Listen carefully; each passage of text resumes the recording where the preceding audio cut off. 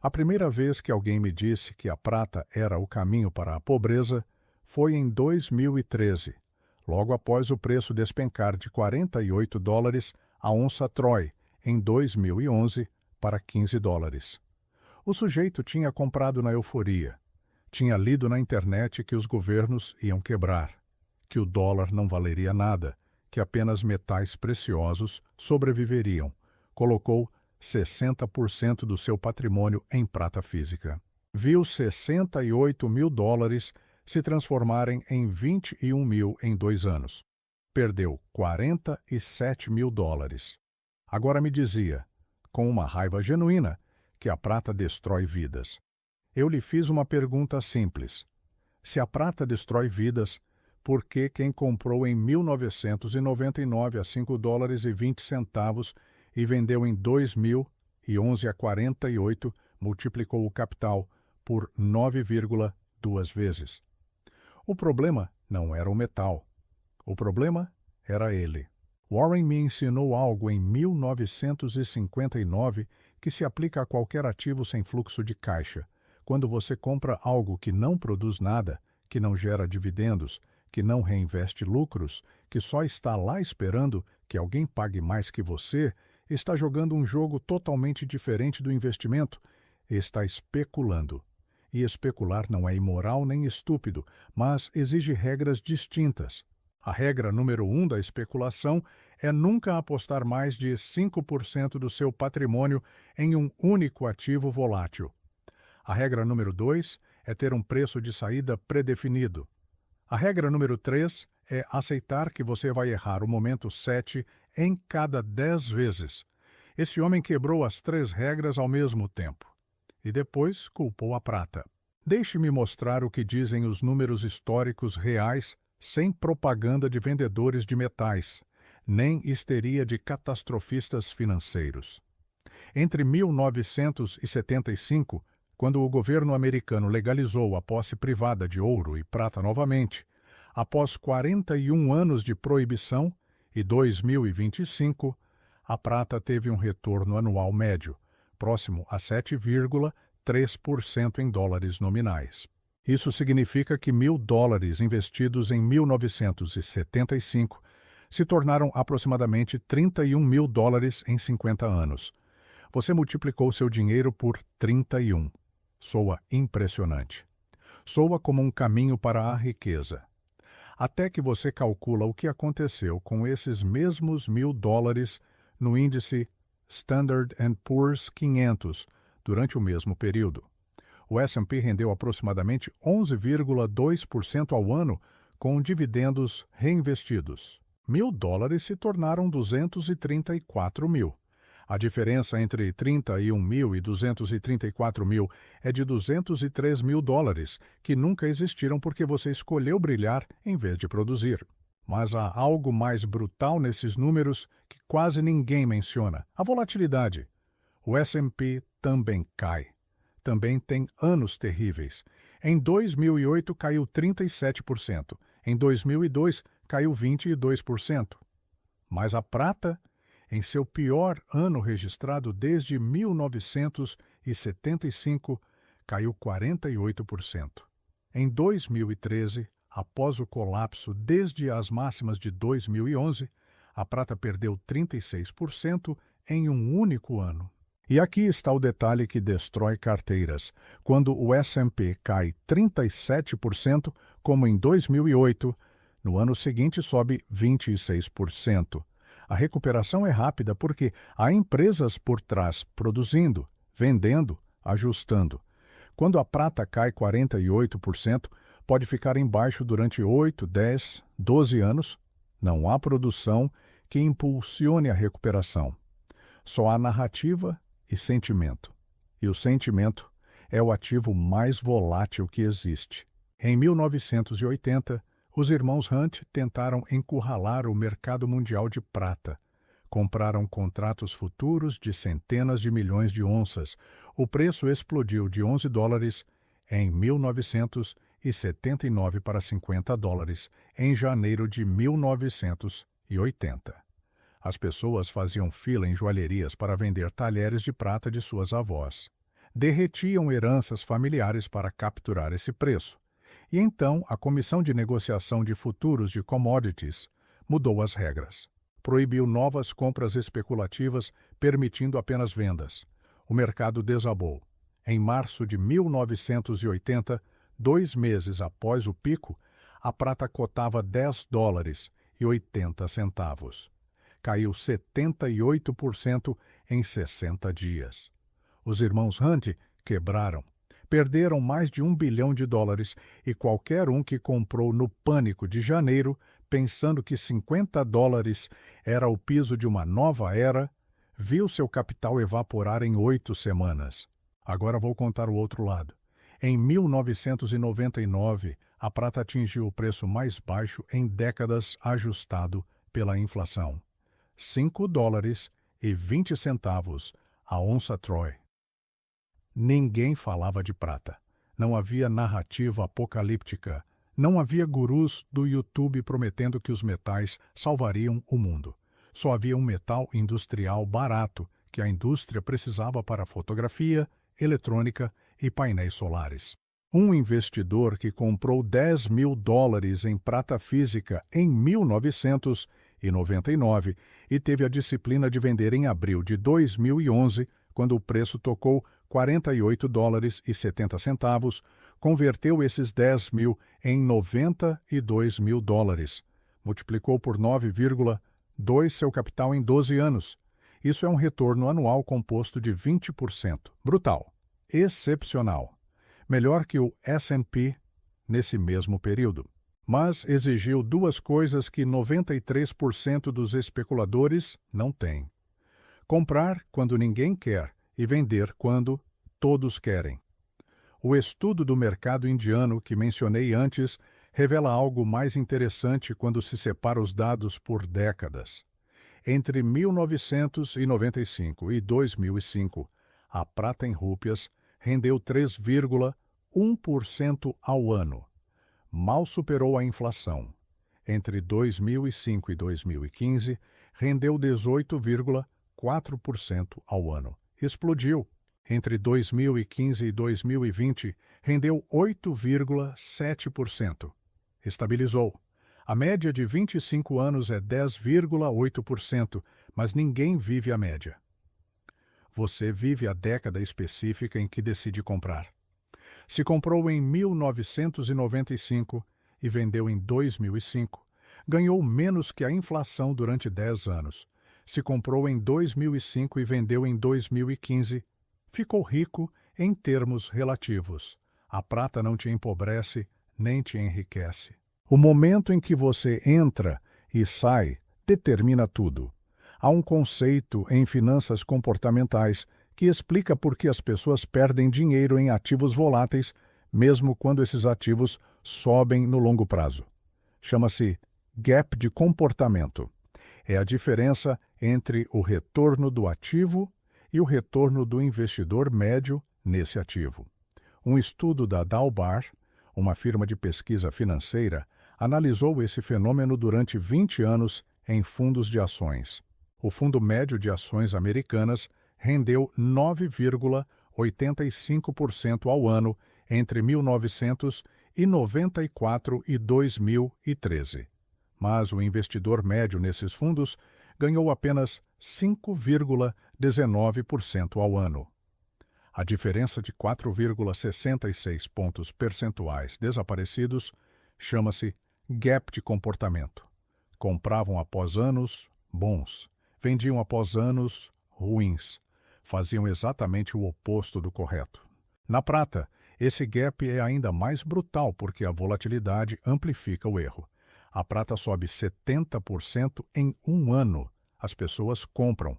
No ano seguinte, cai 35%. As pessoas vendem, perdem em ambas as direções. Warren me perguntou uma vez, em 2009, por que pessoas inteligentes perdem dinheiro em ouro e prata se, historicamente, esses metais preservaram poder de compra no longuíssimo prazo. Respondi com uma pergunta. Quantas pessoas você conhece que mantêm um investimento por 50 anos sem tocá-lo? Ele me olhou e sorriu. Exato. O problema não é o retorno do ativo. O problema é que humanos não conseguem manter ativos voláteis por tempo suficiente para capturar esse retorno. Vendem no momento errado porque a dor psicológica de ver seu patrimônio cair 30, 40, 50% é insuportável. E então todo o argumento do longo prazo se torna irrelevante. Vou lhe mostrar um cálculo que muda toda a conversa sobre se a prata empobrece ou enriquece. Suponha que você tenha $100.000 para investir hoje. Cenário 1. Coloca tudo em prata física. O preço atual é de aproximadamente $28 a onça Troy. Em 30 anos, se a prata replicar seu retorno histórico de 7,3% ao ano desde 1975, você terminará com $822.000. Multiplicou por 8,2. Cenário 2. Coloca tudo no S&P 500. Se replicar seu retorno histórico com dividendos de 11,2% ao ano, terminará com $2.700.000. Multiplicou por 27. A diferença é de $1.880.000 que nunca chegaram a existir. Essa diferença em poder de compra equivale a aproximadamente 15 anos de salário médio americano em 2025. 15 anos de trabalho que evaporaram porque você escolheu o metal errado. Mas agora vem o cenário 3, que é o que nunca se discute honestamente. Você coloca 95.000 no S&P e 5.000 em prata. 5% em especulação, 95% em produção. Em 30 anos, seus 95.000 em ações se transformam em 2.565.000. Seus 5.000 em prata se tornam 41.100. Total, $2.606.100. Comparado aos $2.700.000 do cenário puro em ações, você perdeu $93.900 por incluir prata. Mas, comparado aos $822.000 do cenário puro em prata, ganhou $1.784.000 por não colocar tudo no metal. Os 5% em prata custou 3,4% do seu resultado final. Isso não é um caminho para a pobreza. É um seguro tático que você paga para dormir melhor se realmente acredita que algum dia haverá um colapso monetário. O erro mental mais perigoso que vejo em especuladores de metais é confundir seguro com investimento. Um seguro tem custo. Você paga um prêmio para se proteger de um evento improvável, mas devastador. Se esse evento nunca ocorre, você perdeu o prêmio, mas dormiu tranquilo. A prata funciona assim. Se coloca 5% do seu patrimônio em prata física como proteção contra um colapso monetário que tem 2% de probabilidade de ocorrer em 30 anos, está comprando seguro. É razoável. Caro, mas razoável. Mas se coloca 60% do seu patrimônio em prata porque acredita que é investimento, porque crê que isso vai te enriquecer, está cometendo um erro categórico. Não está segurando, está apostando. E as apostas, no longo prazo, perdem contra os negócios produtivos.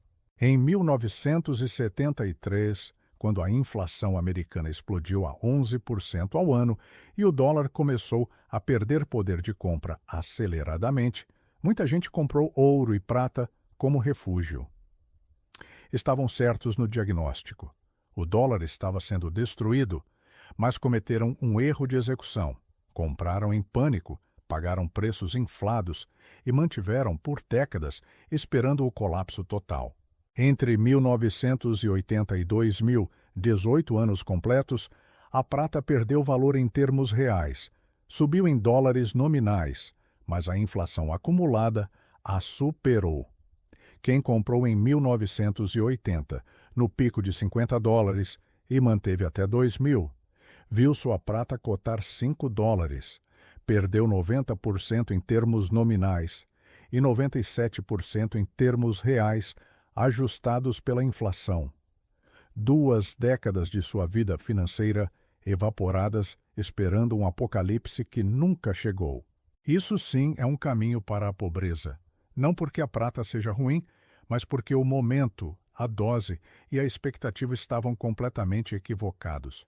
Agora compare isso com o que fizemos na Berkshire nesse mesmo período. Em 1973, compramos ações do Washington Post, quando o mercado desabou pelo pânico do petróleo e o escândalo de Watergate. Pagamos 11 milhões de dólares por uma participação que representava 10% da empresa. O mercado dizia que estávamos loucos. A inflação estava descontrolada. As taxas de juros subiam. Ninguém queria ações, mas nós vimos algo diferente. Vimos um negócio que podia subir preços todo ano porque tinha monopólio local em notícias. Vimos fluxo de caixa real. Vimos poder de fixação de preços. Mantivemos esse investimento por décadas. O Washington Post nos pagou dividendos crescentes todo ano. E quando finalmente se fundiu com a Graham Holdings, nossa parte valia mais de $1 bilhão. 11 milhões se tornaram 1 bilhão. Multiplicamos por 90. Durante o mesmo período em que a prata perdeu 90% de seu valor real, nós multiplicamos por 90 um negócio produtivo. Essa é a diferença entre especular em metais e possuir empresas. Mas aqui vem a parte que os vendedores de prata nunca mencionam. A prata tem custo de armazenamento. Se compra prata física, precisa guardá-la em algum lugar seguro. Um cofre bancário em 2025 custa entre 100 e 300 dólares por ano, dependendo do tamanho. Se você tem 50 mil dólares em prata física, está pagando aproximadamente 200 dólares anuais. Isso é 0,4% do seu investimento, que desaparece todo ano. Em 30 anos, pagou 6 mil dólares em guarda, mais o custo de oportunidade desses 6 mil que poderiam ser investidos. Se esses 6 mil tivessem crescido a 11,2% ao ano, seriam 162 mil dólares. Então, o custo real do armazenamento não é 6 mil, é 162 mil. Isso reduz seu retorno efetivo de 7,3% para 6,4% ao ano. E nem estamos contando o spread entre compra e venda, que em metais físicos pode ser entre 3% e 8%, dependendo do vendedor. Em 2011, quando a prata tocou seu máximo histórico de 48 dólares e 70 centavos, vi algo fascinante. Pessoas comuns fazendo fila em casas de penhor para vender joias de prata herdadas. Talheres que estavam em famílias por 3 gerações sendo derretidos por 30 dólares a onça. E, ao mesmo tempo, especuladores comprando lingotes novos a 48 dólares, mais um spread de 6%, pagando efetivamente 51 dólares por onça. No mesmo dia, na mesma cidade, prata física mudando de mãos a 30 dólares e a 51. A diferença de 21 dólares era puro comportamento humano. Os vendedores tinham medo de perder a chance de vender alto. Os compradores tinham medo de perder a chance de comprar antes de subir para 100. Ambos os grupos estavam sendo controlados por emoções opostas.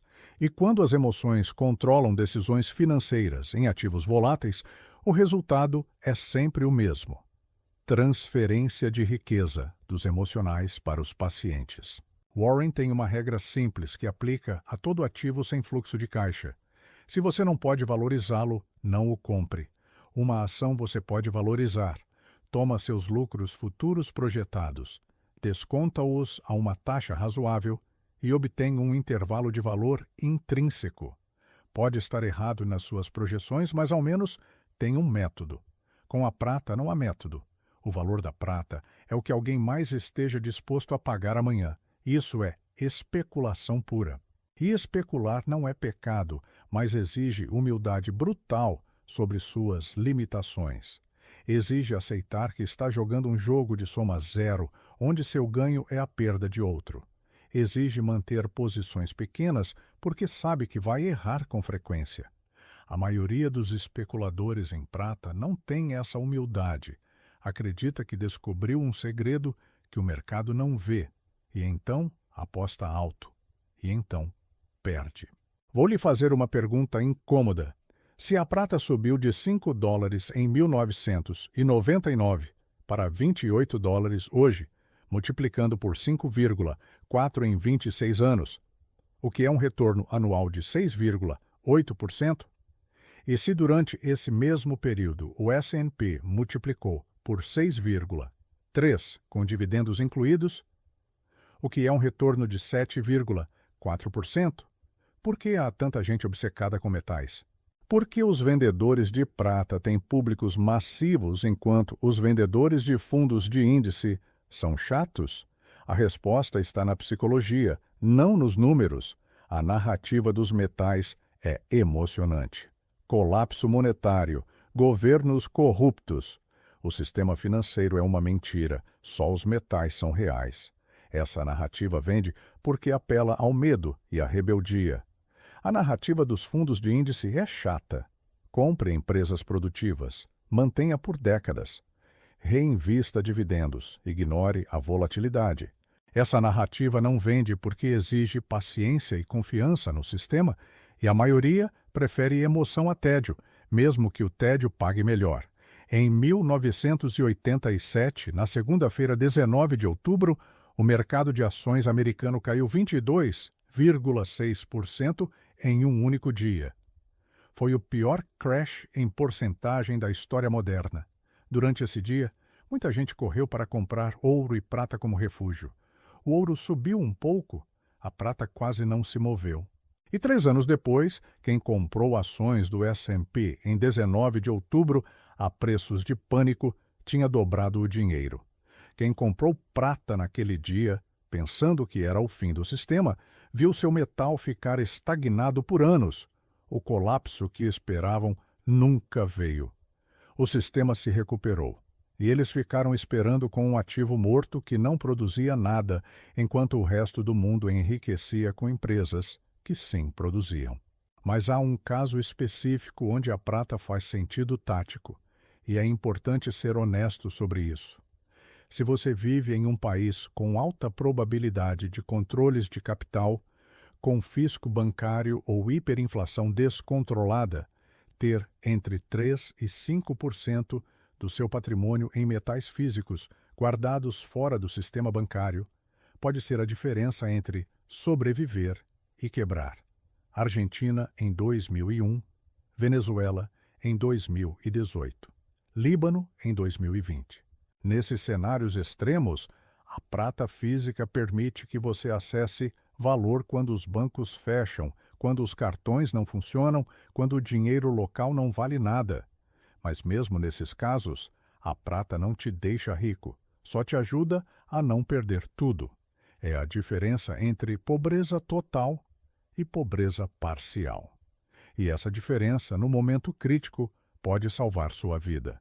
Mas não confunda sobrevivência com prosperidade. O problema fundamental com a prata como caminho para a riqueza é que ela não compõe. Os juros compostos, a força mais poderosa das finanças, exigem reinvestimento de lucros. Uma empresa que ganha 100 milhões pode reinvestir 50 milhões para crescer o negócio. No ano seguinte, ganha 120 milhões. Reinveste 60. No ano seguinte, ganha 144. Isso é composição. Seu capital se reinveste automaticamente em gerar mais capital. A prata não faz isso. Se você tem 100 onças de prata hoje, em 30 anos terá 100 onças. A única forma de crescer é se o preço subir. E o preço só sobe se alguém mais estiver disposto a pagar mais. Não há motor interno de crescimento. Não há reinvestimento, não há composição. Por isso, em horizontes longos, os ativos que compõem sempre destroem os ativos que apenas valorizam. Há um cálculo brutal que fiz em 2015 e que ainda me parece revelador.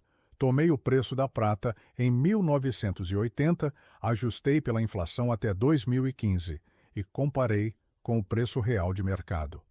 Em 1980, a prata tocou $50 a onça. Ajustado pela inflação em dólares de 2015, esses $50 equivaliam a $148. Mas o preço real da prata em 2015 era de 15 dólares e 70 centavos.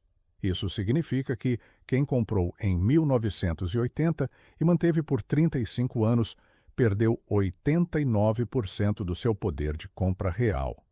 Durante esse mesmo período, o S&P multiplicou por 26 em termos reais. A diferença não é pequena, é a diferença entre se aposentar confortável e trabalhar até morrer. A tentação da prata vem de um lugar psicológico profundo que tem a ver com controle. Quando você tem prata física na mão, sente que controla algo real. Não é um número numa tela, não é uma promessa de um banco, não é uma abstração contábil. É um objeto tangível que você pode tocar, que tem peso, que brilha. Essa sensação de controle é poderosa, mas é ilusória. Você não controla o preço futuro desse metal, não controla a demanda industrial, não controla o que a China fará com suas reservas. Não controla se a tecnologia encontrará um substituto mais barato para aplicações elétricas. A única coisa que você controla é sua capacidade de vender. E a maioria vende no momento errado, porque a volatilidade os quebra psicologicamente antes que o tempo possa trabalhar a seu favor. Warren me contou uma história em 2003 que ilustra perfeitamente o problema dos ativos improdutivos. Disse: imagine que todos os dólares do mundo desaparecem amanhã. Todas as moedas se evaporam. A única coisa que resta são ativos físicos: terra, prédios, fábricas, máquinas, metais preciosos. Se você tem 1.000 hectares de terra cultivável, essa terra continuará produzindo trigo. Esse trigo alimenta pessoas. Essas pessoas pagam. Sua terra gera valor contínuo. Se você tem uma fábrica, essa fábrica produz bens. Esses bens são trocados. Sua fábrica gera valor contínuo. Se você tem 1.000 onças de prata, essa prata está lá, brilha, pesa, mas não produz nada, não gera trigo, não fabrica bens, apenas espera que alguém a troque por algo produtivo. Em um mundo sem dinheiro, os ativos produtivos dominam tudo. Em um mundo com dinheiro, os ativos produtivos continuam dominando, mas a ilusão do preço oculta essa realidade. Deixe-me dar um número específico de que ninguém fala. O custo de produção marginal da prata em 2024 está entre 12 e 16 dólares por onça, dependendo da mina e da região. Isso significa que quando o preço cai abaixo de 16 dólares, muitas minas fecham porque não é rentável extrair. Isso reduz a oferta. A oferta reduzida eventualmente sobe o preço. Quando o preço sobe acima de 25 dólares, novas minas abrem, porque agora sim é rentável. Isso aumenta a oferta. A oferta aumentada eventualmente baixa o preço. Esse ciclo funcionou assim durante décadas. É um piso e um teto natural. Por isso, a prata tende a oscilar entre 15 e 30 dólares, na maior parte do tempo. Os picos a 50, como em 1980 e 2011, são anomalias especulativas.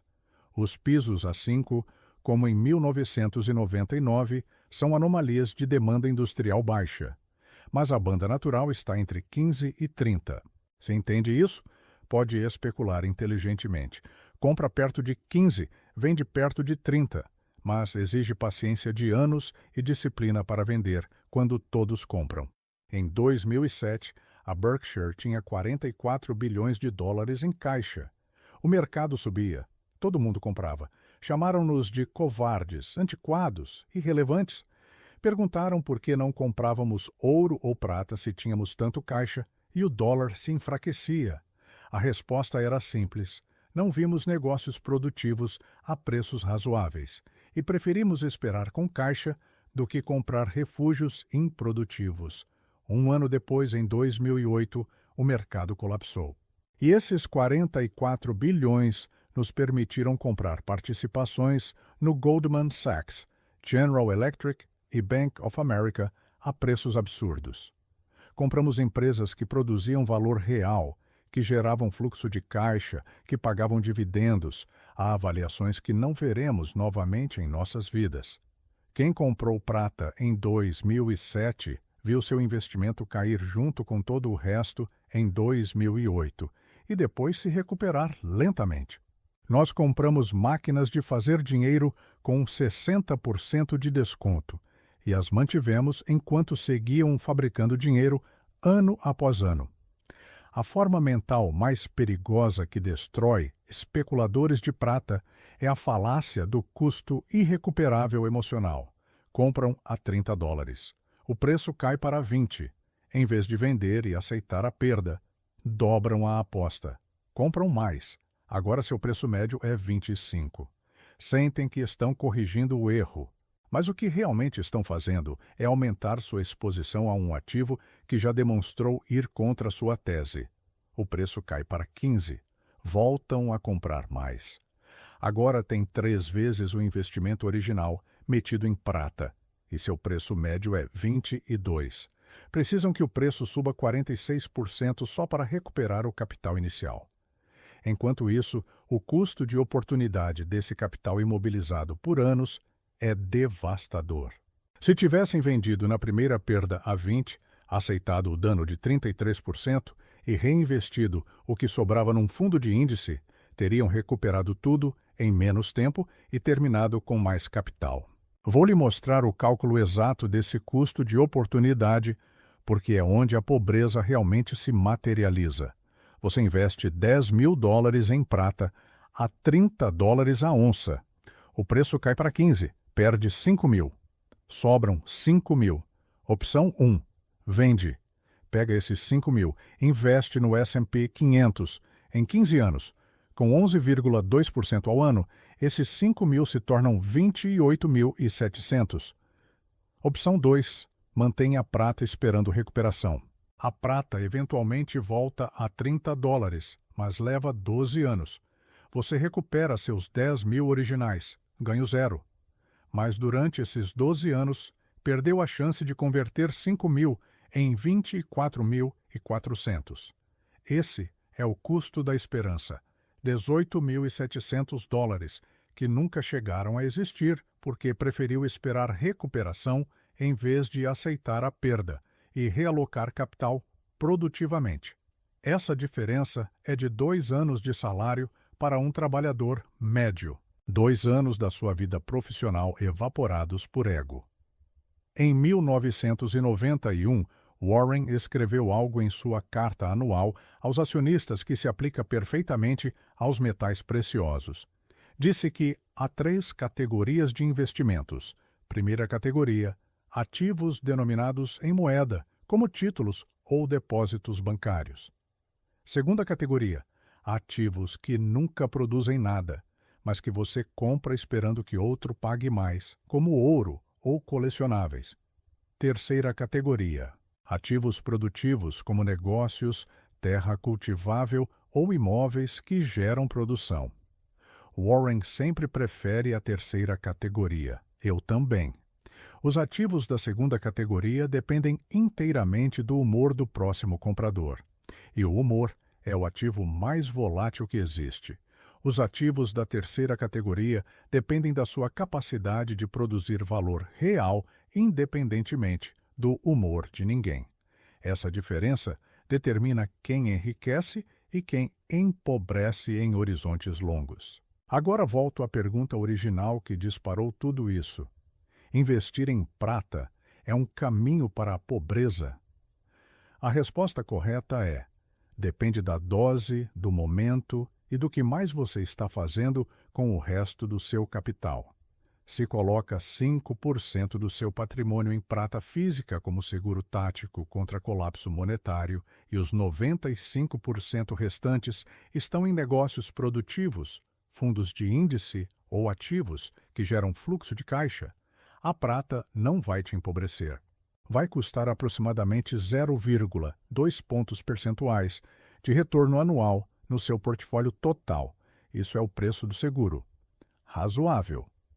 Mas se coloca 60% em prata, porque acredita que é investimento, porque crê que isso te deixará rico, e apenas 40% em ativos produtivos, então sim.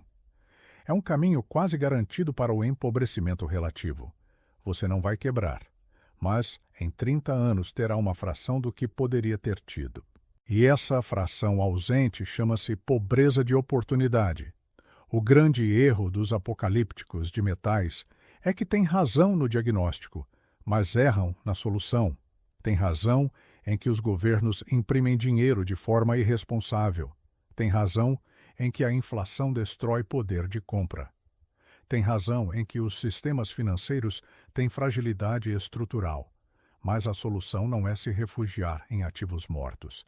A solução é possuir empresas que têm poder de fixação de preços. Se uma empresa pode subir seus preços no ritmo da inflação sem perder clientes, essa empresa te protege melhor que qualquer metal. A Coca-Cola sobe o preço de suas bebidas todo ano há 100 anos. A See's Candies sobe os preços todo Natal. A Berkshire Hathaway Energy cobra tarifas reguladas que se ajustam pela inflação. Esses negócios são refúgio anti-inflacionário produtivo. Geram fluxo de caixa real que cresce com a inflação. A prata não gera nada. Apenas espera passivamente que seu preço suba. Há uma armadilha psicológica específica que destrói especuladores de metais e que tem a ver com confirmação seletiva de informação. Quando compra prata, começa a consumir conteúdo que confirma sua decisão. Lê blogs que prevêem colapso monetário. Vê vídeos que mostram gráficos de dívida governamental exponencial. Segue analistas que repetem que o ouro e a prata vão explodir. Seu algoritmo de redes sociais te mostra mais do mesmo porque detecta seu interesse. E, eventualmente, você vive numa bolha informativa onde tudo confirma que teve razão ao comprar. Ignora evidências contrárias. Ignora que o S&P continua subindo. Ignora que as empresas de tecnologia continuam crescendo.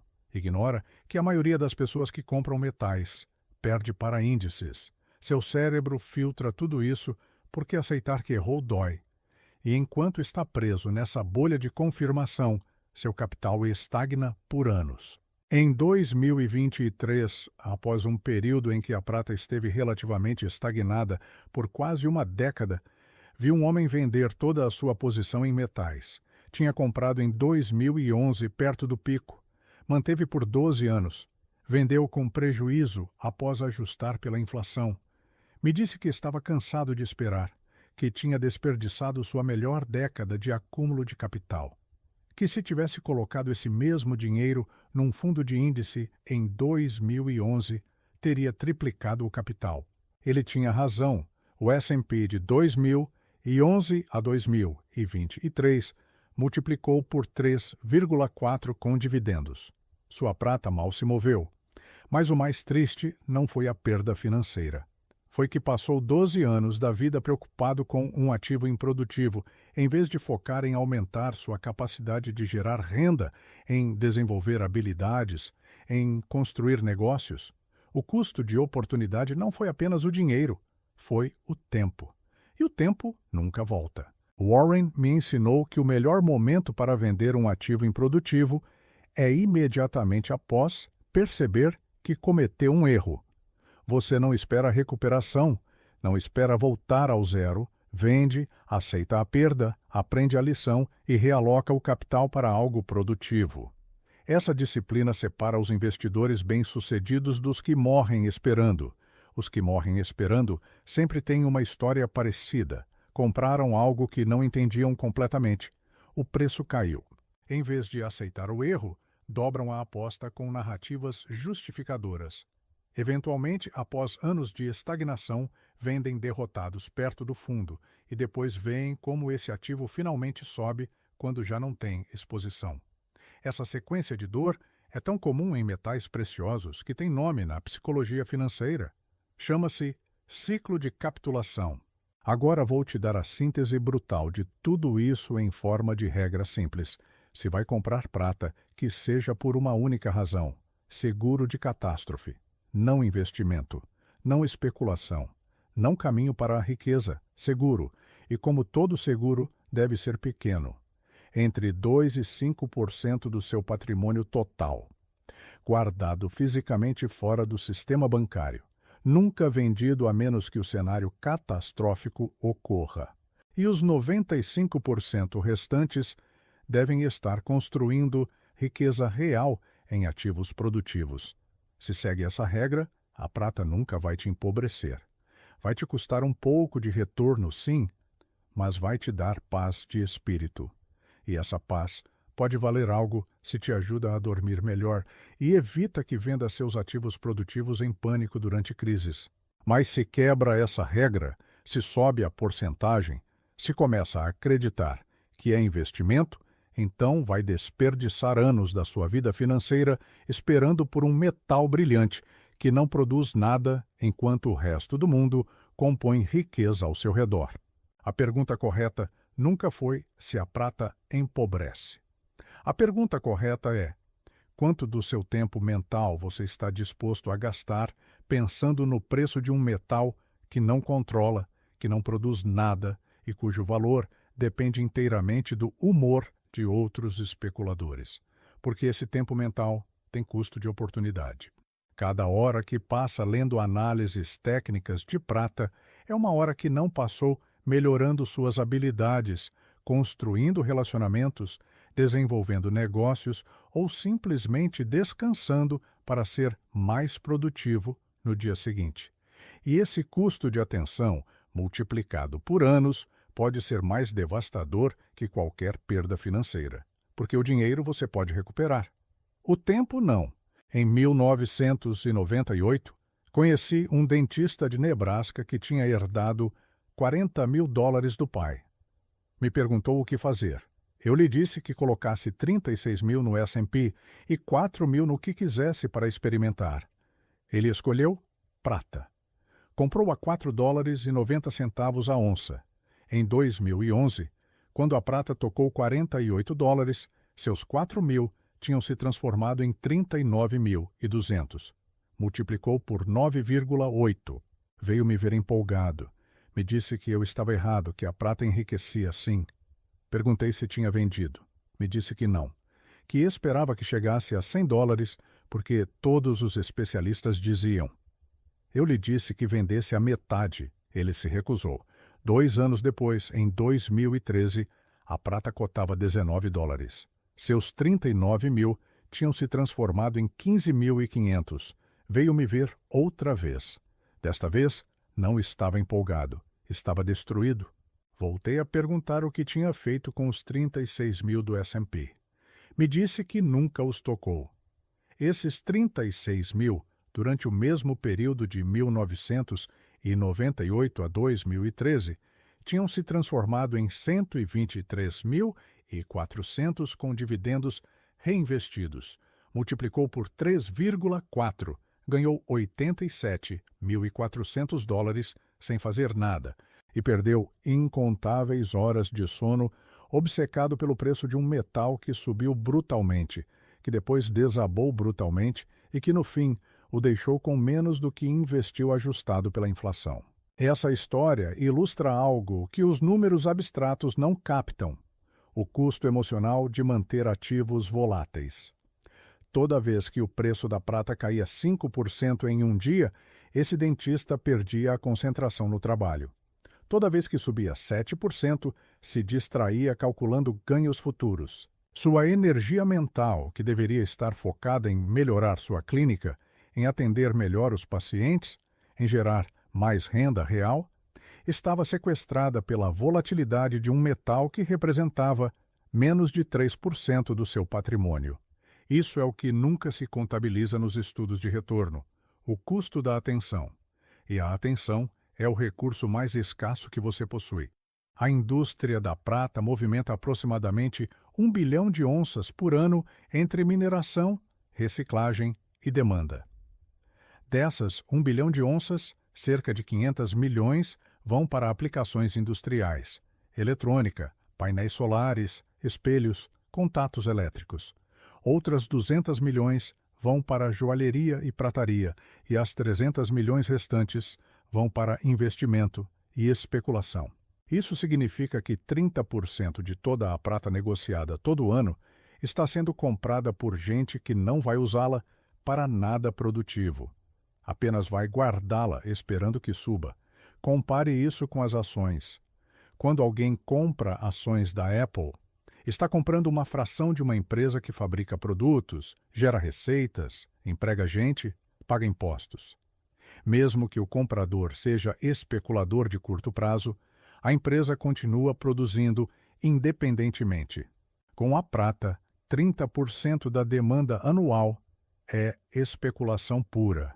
Isso cria volatilidade estrutural, porque essas 300 milhões de onças podem se tornar oferta instantânea se o preço cair e os especuladores entrarem em pânico. Em 2020, durante o pânico inicial da pandemia, o ouro subiu porque as pessoas buscavam refúgio. A prata caiu 17% em março. Por quê? Porque a demanda industrial colapsou, as fábricas fecharam.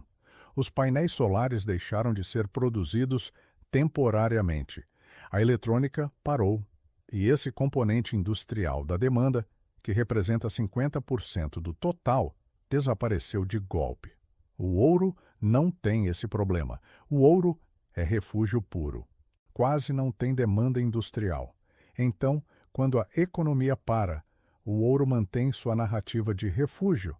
Mas a prata está presa entre dois mundos. É parcialmente refúgio, parcialmente commodity industrial. E essa dualidade a torna mais volátil que ambos. Cai mais que o ouro quando a economia desaba e sobe mais que o ouro quando a economia se recupera. Mas viver essa montanha-russa exige estômago de ferro que 97% dos humanos não têm. Há um fenômeno documentado em mercados de metais chamado backwardation. Ocorre quando o preço futuro da prata cotiza abaixo do preço spot atual. Em teoria, isso não deveria acontecer. O preço futuro deveria incluir custo de armazenamento mais juros do capital imobilizado. Mas em momentos de pânico extremo, a demanda por metal físico imediato supera a demanda por contratos futuros, e então os futuros cotizam com desconto. Isso aconteceu em março de 2020. Os futuros de prata para entrega em setembro cotavam $11,50. O spot cotava $12,20. A diferença de 70 centavos era puro pânico. As pessoas queriam o metal agora, não em 6 meses. Porque em 6 meses, talvez o sistema financeiro tivesse colapsado e os contratos não valessem nada. Essa é a mentalidade do comprador de metais em crise. E essa mentalidade cria distorções de preço brutais que os especuladores experientes exploram. Mas o especulador comum entra no momento errado, compra quando o pânico passou e os preços subiram, e vende quando o pânico volta e os preços desabam. Warren me mostrou um cálculo em 2009 que mudou minha forma de pensar sobre ativos refúgio. Disse: imagine que você tem $10.000 e duas opções. Opção A: compra prata física, guarda num cofre. Em 30 anos, se a prata mantém seu retorno histórico de 7% ao ano, termina com $76.123. Opção B: compra ações da Berkshire Hathaway, deixa quieto. Em 30 anos, se a Berkshire mantém seu retorno histórico de 19,8% ao ano, termina com $2.200.000. A diferença entre 76 mil e 2.200.000 é de $2.124.000 que nunca chegaram a existir. E depois me perguntou, qual é mais seguro? A maioria diria que a prata porque é física, porque não pode quebrar, porque é real. Mas a verdadeira segurança não é evitar quebra, é maximizar a probabilidade de atingir seus objetivos financeiros. E se seu objetivo é se aposentar confortável, ter 2 milhões é infinitamente mais seguro que ter 76 mil. Essa é a armadilha do refúgio. Te protege de riscos imaginários enquanto te expõe a riscos reais. Em 1946, meu pai me deu um conselho que aplico até hoje. Me disse para nunca comprar nada que eu não pudesse explicar para uma criança de 12 anos. Se você não pode explicar por que um ativo tem valor em termos simples, provavelmente não entende esse ativo. Uma ação é fácil de explicar. É uma parte de um negócio. O negócio vende coisas.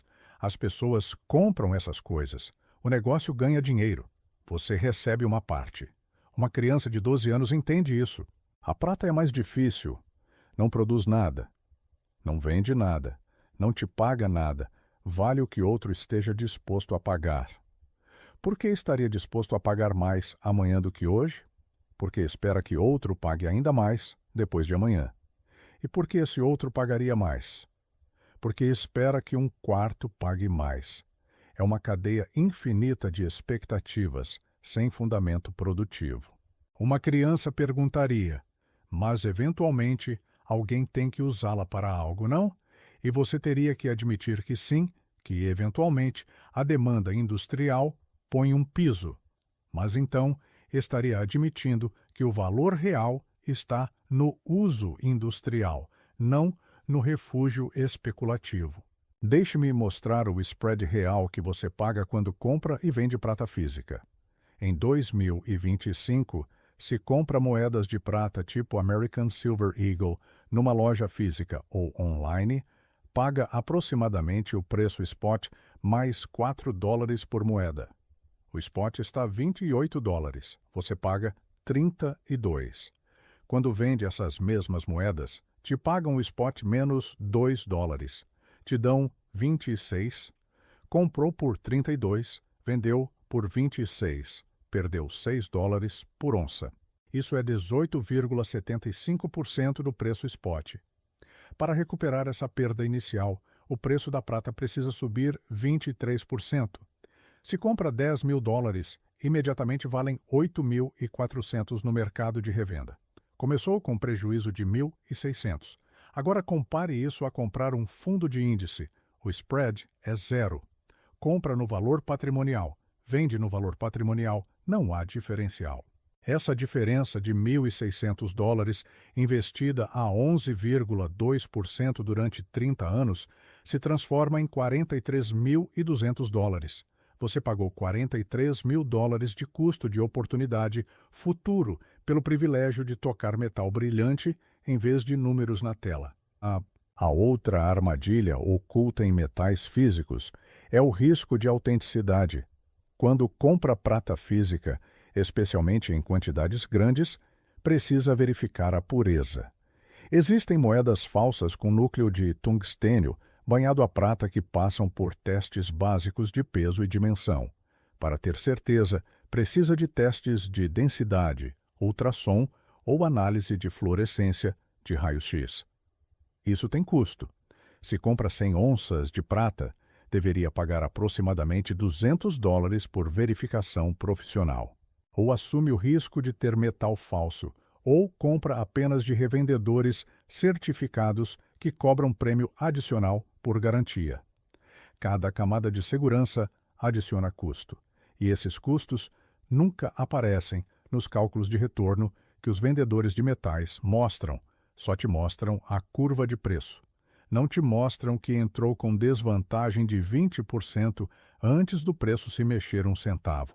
Em 2012, a Berkshire comprou 110 toneladas métricas de tungstênio para uma de nossas subsidiárias industriais. Pagamos aproximadamente $20 por quilograma. O tungstênio tem densidade quase idêntica à prata. 19,3 gramas por centímetro cúbico versus 10,5 da prata. É perfeito para falsificar barras grandes, onde a diferença de densidade é difícil de detectar sem equipamento especializado. Não estou sugerindo que exista falsificação massiva. Estou dizendo que o risco existe, e esse risco tem custo. E esse custo reduz seu retorno efetivo. Com ações, não há esse problema. Você não pode falsificar uma ação da Coca-Cola. O registro está numa base de dados central. Ou você tem ou não tem. Não há ambiguidade. Agora vou te dar o argumento mais forte a favor da prata que já ouvi em 60 anos. E é um argumento que respeito, embora não me convença totalmente. O argumento diz o seguinte: os bancos centrais do mundo imprimiram aproximadamente 22 trilhões de dólares desde 2008. Isso é trilhões com T, 22 milhões de milhões. Essa quantidade de dinheiro novo eventualmente tem que desvalorizar as moedas existentes. Não há como o dólar, o euro, o iene manterem poder de compra quando a oferta monetária se multiplica por 4 em 15 anos. Eventualmente haverá um ajuste. Pode ser inflação gradual. Pode ser hiperinflação abrupta. Pode ser um reset monetário. Mas algo vai acontecer. E quando acontecer, ter uma porcentagem pequena do patrimônio em metais físicos, fora do sistema bancário, pode ser a diferença entre manter algum poder de compra e perder tudo. Esse argumento tem lógica, tem bases históricas. Weimar, Zimbábue, Venezuela, Argentina várias vezes. O problema é o tempo. Quando vai acontecer esse ajuste? Em 5 anos? Em 20? Em 50? Se acontece em 5, você teve razão e a prata te salvou. Se acontece em 50, desperdiçou 45 anos de retorno composto esperando um evento que chegou quando você já estava morto. Warren me perguntou uma vez qual era a diferença entre um investidor inteligente e um especulador inteligente. Eu disse que o investidor inteligente assume que não sabe quando os eventos vão acontecer. Então constrói portfólios que funcionam em múltiplos cenários. O especulador inteligente faz apostas sobre o momento específico. E o momento é a coisa mais difícil de acertar nas finanças. Você pode ter razão sobre a direção e estar totalmente errado sobre o momento. E estar errado sobre o momento pode te quebrar, mesmo se eventualmente tiver razão sobre a direção. Quem comprou prata em 1980 tinha razão sobre a inflação. Tinha razão sobre a impressão monetária. Tinha razão sobre a desvalorização, mas estava errado sobre o tempo. E esse erro custou 30 anos de retorno perdido. Em 2023, o preço médio da prata foi de $23,25 a onça. A demanda industrial naquele ano foi de 512 milhões de onças. A oferta de mineração nova foi de 828 milhões. A reciclagem adicionou 162 milhões. Oferta total, 990 milhões de onças. Demanda total, incluindo investimento, 1 bilhão e 40 milhões. Déficit de 50 milhões de onças. Esse déficit deveria ter empurrado o preço para cima, mas o preço caiu de $24 em janeiro para 23 em dezembro. Por quê? Porque os especuladores venderam mais do que os industriais compraram. As reservas existentes em fundos listados reduziram posições. Essas vendas especulativas superaram o déficit de produção. Isso te diz algo fundamental. O inventário especulativo existente é tão grande que pode inundar o mercado a qualquer momento. Não importa o déficit de produção nova. Se os especuladores decidem vender, o preço cai. E eles decidem vender quando o ímpeto muda, quando os juros sobem, quando o dólar se fortalece. Fatores totalmente desconectados da oferta e demanda física real. Compare isso com o que acontece em negócios produtivos. A Berkshire é dona da BNSF, uma ferrovia. Em 2023, a BNSF transportou aproximadamente 5 milhões de contêineres e vagões. Ganhou cerca de 5 bilhões de dólares em lucros operacionais. Pagou a Berkshire aproximadamente 3 bilhões e 500 milhões em dividendos após reinvestir em manutenção e expansão. Esses 3 bilhões e meio são fluxo de caixa real que entrou na nossa conta. Não dependem de se outro quer pagar mais pelas nossas ações. Não dependem de sentimento. Dependem de que as pessoas precisem mover coisas. E elas continuarão precisando mover coisas enquanto existir economia. Essa é a diferença entre possuir produção e possuir metal morto. A produção paga, o metal espera.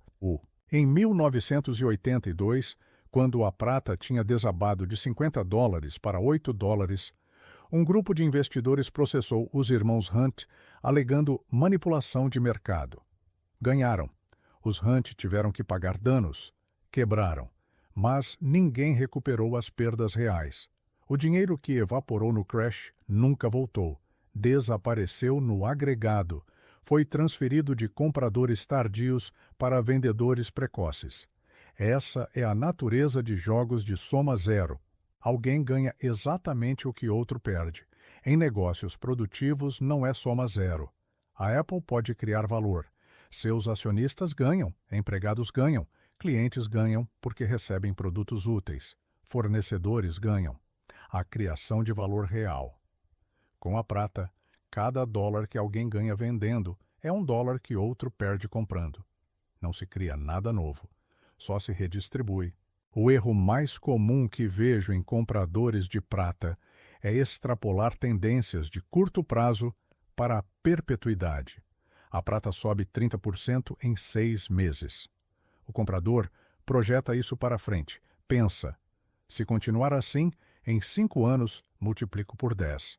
Mas as tendências nunca continuam linearmente. Os mercados são cíclicos. O que sobe rápido cai rápido, mas a média de longo prazo é muito mais baixa que as fantasias da tendência de alta. Entre 2001 e 2011, a prata subiu de $4 para 48. Isso é 1000% em 10 anos.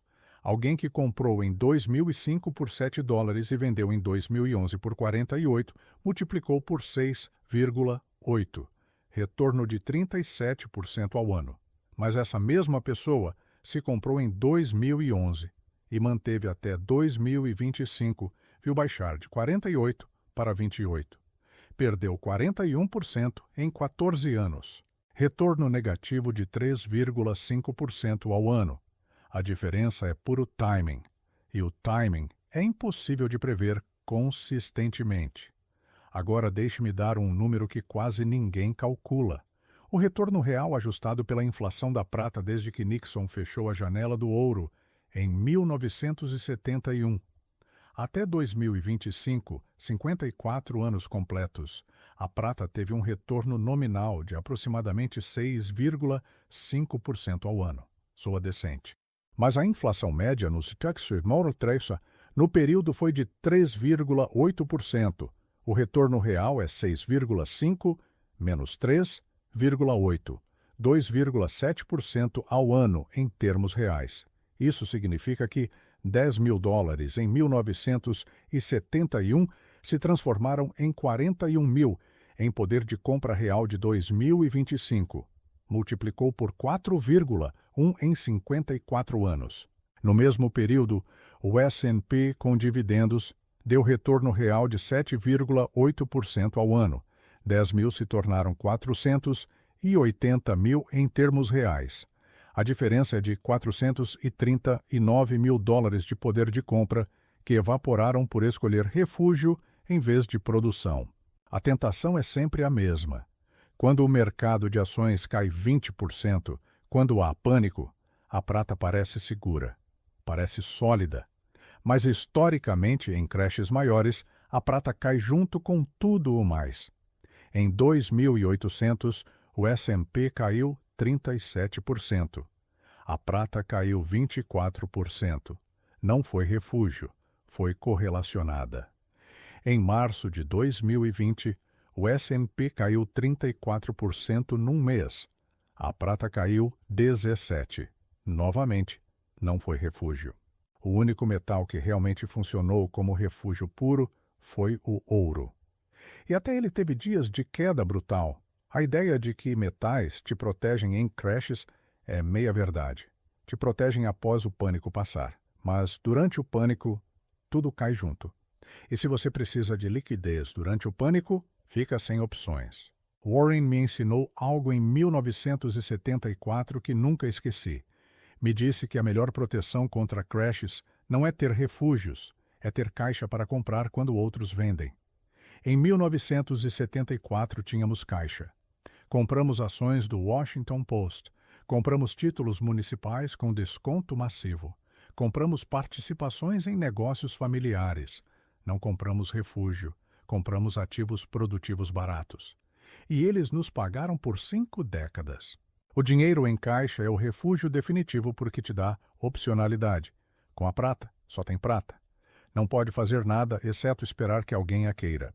Em 2016, um estudo acadêmico da Universidade da Califórnia analisou o retorno de diferentes classes de ativos durante 100 anos, de 1915 a 2015.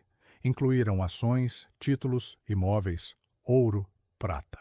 O resultado foi consistente. As ações deram o retorno mais alto, 10,2% ao ano real. Títulos deram 5,1%. Imóveis deram 6,3%. O ouro deu 1,8%. A prata deu 2,1% real. Mal superou o ouro, mas ambos perderam brutalmente para ativos produtivos. A conclusão foi simples. Ativos que geram fluxo de caixa dominam ativos que só mantêm valor. E a dominação é exponencial no longo prazo. Agora vou te dar o caso onde a prata faz sentido genuíno. Se você vive na Argentina, Venezuela, Líbano, Turquia ou qualquer país com histórico de confisco, ter entre 3% e 8% do patrimônio em metais físicos fora do banco pode te salvar. Não vai te deixar rico. Mas quando o banco fechar e os cartões pararem, a prata física te dá poder de troca imediato. Pode vender no mercado paralelo. Pode trocar por dólares, pode trocar por comida. Nesses cenários, não é investimento. É sobrevivência. E isso tem valor real, mas entenda que está pagando um seguro. Sacrificando o retorno composto por proteção. Se a catástrofe não vem, pagou o seguro à toa. Se vem, ele te salvou. É decisão racional em contextos específicos, mas não é universal. No Brasil, em 2015, durante a crise, um cliente me perguntou se devia comprar prata. Perguntei quanto ganhava, quanto poupava. Ganhava R$7.000, poupava 1.500. Tinha 48 mil guardados. Disse para colocar 45 mil num fundo de índice e 3 mil em prata física se isso o fizesse dormir melhor. R$3.000 era 6,25% do capital. Seguro razoável. Mas a maioria não faz isso. Ou põe tudo em prata porque um guru disse que o sistema vai cair, ou nada porque outro disse que é fraude. Ambos erram. A resposta está no meio. Pequena posição tática que dá paz mental sem arruinar o retorno. Vou contar a última história sobre prata que vi. Em 2018, um engenheiro de 42 anos vendeu todas as ações de tecnologia. Tinha $300 mil. Comprou prata física a $16 a onça. Guardou numa bóveda que custava $1.000 por ano. Sua tese, a dívida americana era insustentável e o dólar ia cair. Em 2025, 7 anos depois, essa prata vale $525 mil. Ganhou 225 mil. Retorno de 75%. Parece bom. Mas se tivesse mantido as ações de tecnologia, Amazon, Microsoft, Nvidia, Apple, esse portfólio teria crescido de 300 mil para 1.200.000. Ganhou 225. Deixou de ganhar 900 mil. O custo da tese foi de $675 mil. 11 anos do seu salário trabalhando 60 horas semanais. 11 anos de vida profissional evaporados, esperando um colapso que não veio. E agora estamos em 2026. O dólar não colapsou, o sistema funciona. A dívida cresce sim, mas dívida crescer não é colapso imediato. O Japão tem dívida de 250% do PIB há décadas. Não colapsou, estagnou. Colapso é evento binário. Estagnação é processo gradual. E em processos graduais, os ativos produtivos se adaptam. Empresas geram valor mesmo em economias paradas. Metais apenas esperam o evento binário. E se ele não vem, você esperou a vida toda por nada. A pergunta final não é se a prata vai subir, é quanto tempo mental você quer gastar pensando no preço de um metal que não controla, não produz nada e depende do humor de outros. Esse tempo tem custo de oportunidade. Cada hora lendo sobre prata é uma hora que não passou melhorando suas habilidades ou descansando para ser mais produtivo. Esse custo de atenção pode ser mais devastador que a perda financeira, porque o dinheiro você recupera. O tempo não.